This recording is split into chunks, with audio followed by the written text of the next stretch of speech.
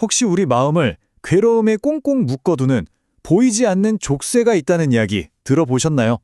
오늘 분석에서는 불교 경전 마하마루캬경을 통해 바로 그 족쇄의 진짜 정체가 뭔지, 그리고 그걸 어떻게 하면 영원히 풀어버릴 수 있는지 한번 깊이 파고들어 보겠습니다. 모든 건 이 질문에서 시작합니다. 도대체 무엇이 우리를 이 끝없는 고통의 쳇바퀴 속에서 계속 맴돌게 하는 걸까요?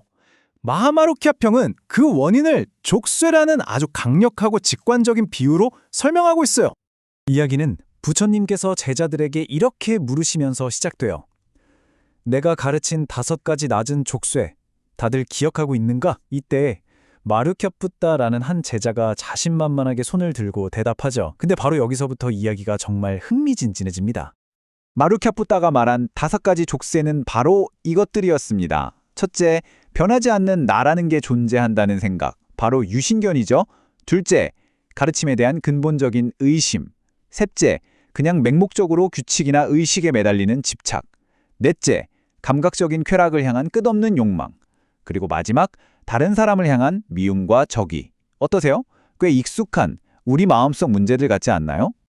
그런데 놀랍게도 부처님은 이 대답이 핵심을 놓치고 있다고 지적하십니다. 이 목록이 틀렸다는 게 아니에요. 다만 이건 그냥 겉으로 드러난 증상일 뿐 진짜 병의 원인은 아니라는 거죠. 그럼 진짜 문제는 대체 뭘까요? 자, 여기서 부처님께서 정말 상상도 못했던 비유를 하나 드시는데요. 바로 갓난아기 이야기예요. 이 비유 하나가 우리가 문제의 본질을 얼마나 잘못 보고 있었는지 아주 명확하게 보여줍니다. 한번 상상해 보세요. 막 태어난 아기가 나는 누구인가 같은 복잡한 생각을 할 수 있을까요? 당연히 아니죠. 나라는 개념 자체가 아직 만들어지지도 않았으니까요. 부처님께서는 바로 이 지점을 날카롭게 파고드십니다. 갓난 아기한테는 내가 있다는 견해, 즉 유신견이라는 족쇄가 아직 겉으로 드러나지 않았다는 거죠. 그럼 그 족쇄가 없다면 대체 무엇이 문제의 씨앗이 되는 걸까요? 아직 피어나지도 않은 꽃의 뿌리는 어디에 숨어 있는 걸까요? 드디어 이 경전의 핵심 키워드가 등장합니다. 바로 아누사야, 아누사야. 이게 바로 문제에 보이지 않는 뿌리, 즉 잠재성향을 뜻하는 말입니다. 그러니까 아누사야라는 건요, 어떤 생각이나 견해가 겉으로 싹트기 훨씬 전부터 우리 마음 깊은 곳에 잠자고 있는 그런 경향성 같은 거예요. 마치 흙 속에 가만히 묻혀있는 씨앗처럼 말이죠. 갓난아기에게 내가 있다는 생각의 나무는 아직 없지만 그 나무로 자라날 씨앗은 이미 그 안에 잠재되어 있다는 겁니다. 우리가 뿌리 뽑아야 할 진짜 목표는 바로 이 씨앗인 거죠.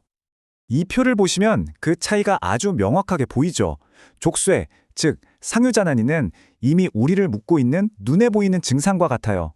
반면에 잠재성향, 아누사야는 그 증상을 일으키는 뿌리 깊은 병의 원인인 셈이죠.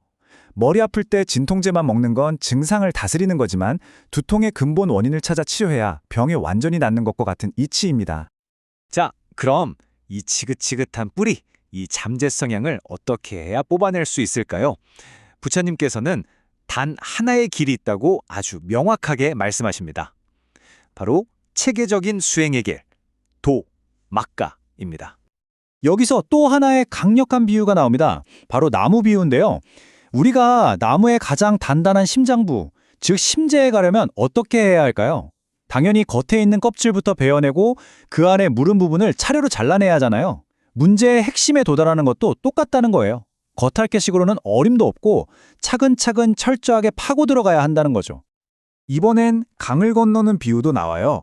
거센 강물을 그냥 바라만 보는 사람이 아니라 직접 물에 뛰어들어 건널 힘을 기른 사람만이 저편으로 갈 수 있다는 겁니다. 가르침을 듣기만 하는 것과 그걸 실천해서 내 힘으로 만드는 것의 차이를 보여주는 거죠. 좋아요. 그럼 그 길이라는 게 구체적으로 뭘까요? 경전에서는 아주 구체적인 방법을 제시합니다. 바로 4가지 선정 수행이에요. 이게 바로 그 잠재성향이라는 뿌리를 뽑아내는 아주 강력한 도구입니다. 천정은 한마디로 마음을 아주 깊은 고요와 집중의 상태로 단계적으로 이끌고 들어가는 훈련이에요. 첫 단계에서는 시끄러운 바깥 세상에서 벗어나고, 두 번째 단계에서는 머릿속 생각마저 잠잠해지죠. 세 번째 단계에서는 미묘한 기쁨마저 내려놓은 평온함에 머물고, 마침내 네 번째 단계에 이르면 기쁨이나 괴로움 같은 모든 감정의 파도를 넘어선 정말 수정처럼 맑고 고요한 평온의 상태에 도달하게 됩니다. 그런데 여기서 진짜 중요한 포인트가 있어요. 그냥 이 고요한 상태에 머무는 게 끝이 아니라는 겁니다. 이 고요하고 힘있는 마음으로 나 자신을 구성하는 모든 것들, 내 몸, 루파, 내 느낌, 베다나, 내 인식, 사냐, 내 의도, 쌍카라, 그리고 내 의식, 윈냐나까지 이 모든 걸 가만히 들여다보는 거예요. 그리고 깨닫게 되죠. 아, 이 모든 게 영원하지도 않고 결국엔 만족스럽지 못하며 나라고 할 만한 고정된 실체가 없구나 하고요. 바로 이 과정, 이 깊은 통찰을 통해서 우리는 드디어 그 5가지 낮은 족쇄들을 그 뿌리인 잠재 성향과 함께 통째로 뽑아버리게 되는 겁니다. 증상 치료가 아니라 완벽한 근원 치료인 거죠. 자, 이제 이야기가 거의 끝나갈 무렵 부처님의 제자 아난다가 정말 날카로운 질문을 하나 던져요. 이 질문 덕분에 우리는 해탈의 미묘한 차이에 대해 더 깊이 이해하게 됩니다. 아난다가 이렇게 묻습니다. 스승님, 왜 어떤 사람들은 마음의 힘으로 해탈에 이르고 또 어떤 사람들은 지혜의 힘으로 해탈에 이르는 겁니까? 다시 말해, 깨달음에 이르는 길이 사람마다 다른 종류가 있는 건지 궁금했던 거죠. 부처님의 대답은 정말 놀라울 정도로 간결하고 명확해요. 아난다요, 그것은 그들의 기능, 인드리아가 서로 다르기 때문이다. 여기서 기능, 즉 인드리아라는 건요, 우리가 가진 여러 가지 정신적인 능력들을 말해요. 믿음, 노력, 알아차림, 집중력, 그리고 지혜 같은 것들이죠. 결국 이 경전이 우리에게 말해주는 건 우리 각자의 내면을 들여다보라는 거예요.